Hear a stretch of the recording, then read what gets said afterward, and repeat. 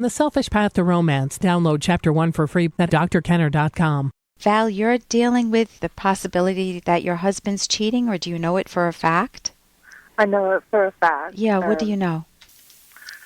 Well, I saw emails and phone records, and he last contacted me when he was 2 hours away from where she lives, and he drove for about 20 hours to get there. And so I know he's having an affair right now, but he has expressed recently that he wanted to get a divorce, and so I just don't know how I should handle it, what I should say when he comes back. Okay, right now you said 20 hours away? I was a little confused. He drove 20 hours to go see her. To go see her. So you just found this out, or you've known this for a while? You've been collecting information and... I've known that he's been in contact with her for 2 weeks now. Okay. Constant contact. Tell me first, what are you doing for yourself to not implode? What are you doing to nurture yourself? I'm praying a lot. Okay, what are you doing in terms of being very do you have people in your life who are supportive of you? Do you have anyone that you can safely share it with, a close friend? Yes, I've been talking to a couple good friends. Okay. Are you involved in any hobbies or something that you value? Gardening. I've been thinking about planting some winter flowers.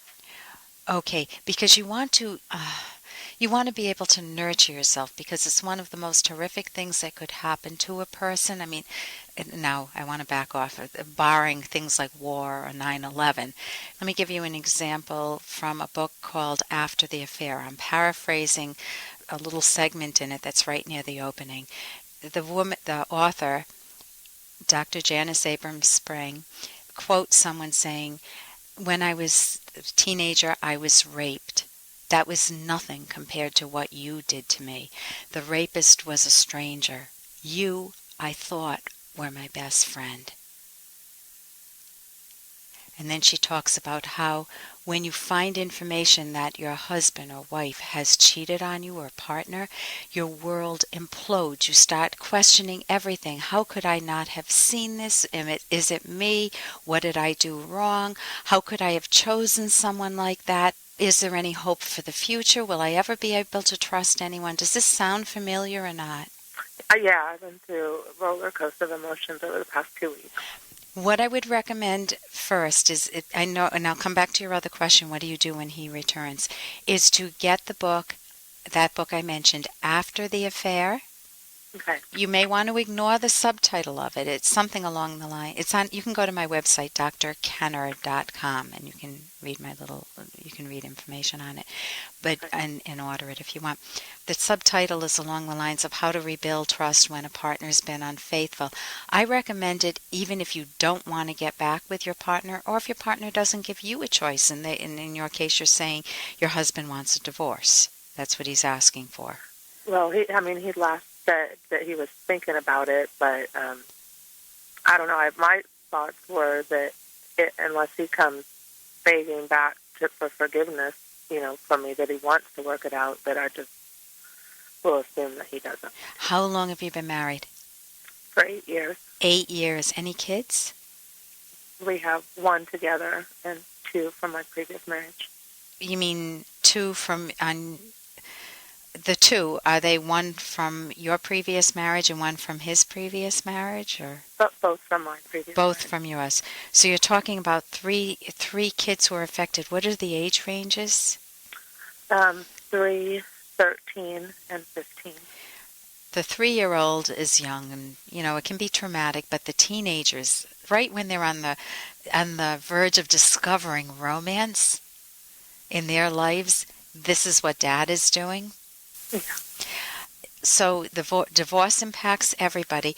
You're saying that if he came back and was sincerely remorseful, not a cheap, I'm sorry, let's get on with it, but sincerely remorseful, you would be willing to work with him?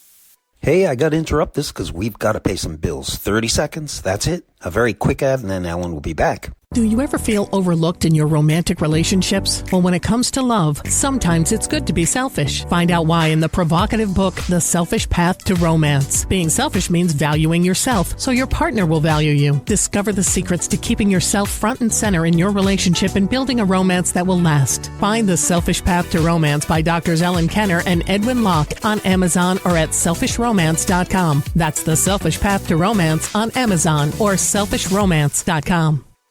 You're saying that if he came back and was sincerely remorseful, not a cheap, I'm sorry, let's get on with it, but sincerely remorseful, you would be willing to work with him? Definitely, yeah, but I'm afraid that that's not the case. And if he comes back and he says, I'm out of here, I want a divorce, I'm in love with someone else, and I've never been in love with you, or something crude like that? Well, that's what he told me when I first confronted him about it, is that it's an ex-girlfriend of his, and he said, I've never loved anyone like her before, and I only loved you as much as I could after I loved her. So he's hoping to rekindle that relationship, but he will always carry the guilt of knowing something about himself now, which is what? He's capable of big-time deception. Yeah. And that self-knowledge is some justice for you. I'm assuming, have you had an affair too? No. No, you haven't had any. So I would be very nurturing to yourself. I would read that book. It'll give you information if you do want to reconnect with him.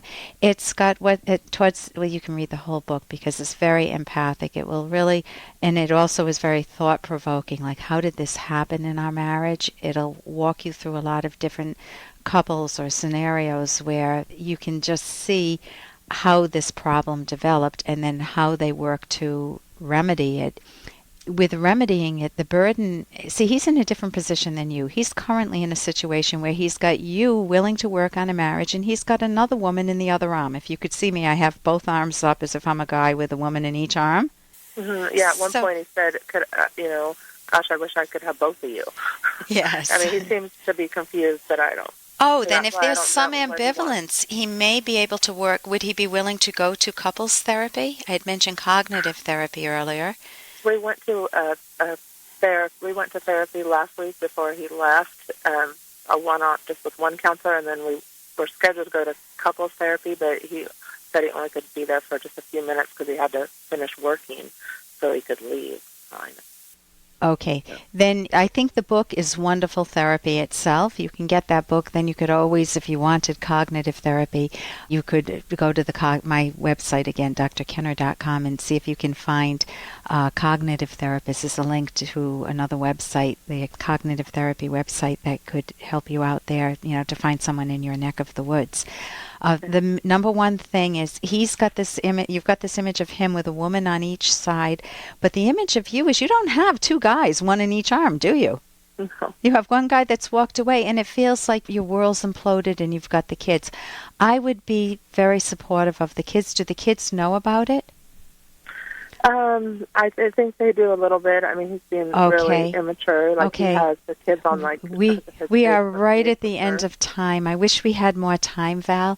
I recommend reading that book and then just working with the kids, not to badmouth Dad in ways that are not fair, but to help them through it so they still have their own teenage and very young lives. And here's a little more from Dr. Kenner. Nobody ever believes me when I tell them that I met Sigmund Freud. Anyway, it wasn't Dr. Freud who analyzed me. It was Dr. Kettlebaum in London. And what was Kettlebaum's verdict? He said my whole trouble was associating ideas with words and names. My marriage to Fred Breedlove, for example. He said I married Fred because of the combination of ideas suggested by his name.